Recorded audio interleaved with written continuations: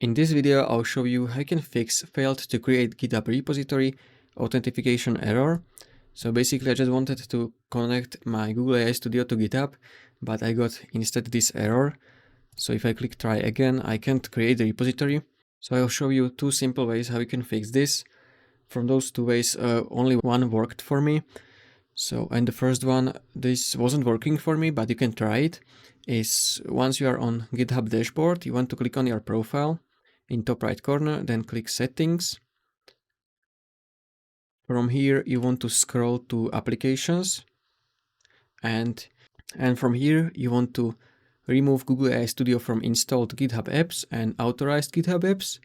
So you're gonna find Google AI Studio, then click configure, and then scroll, and you need to click on uninstall.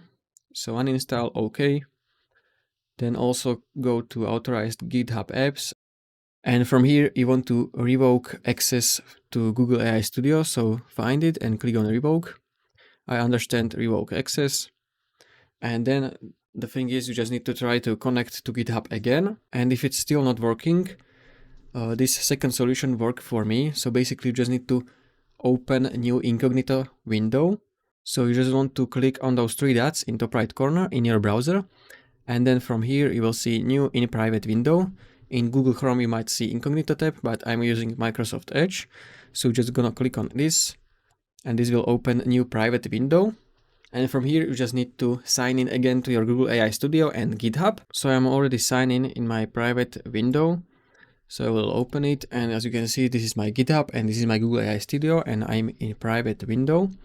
So now I'm gonna type repository name, so let's say for example, and then click on create git repo. We are creating your repository, and now it should work. Yes, as you can see, it's working.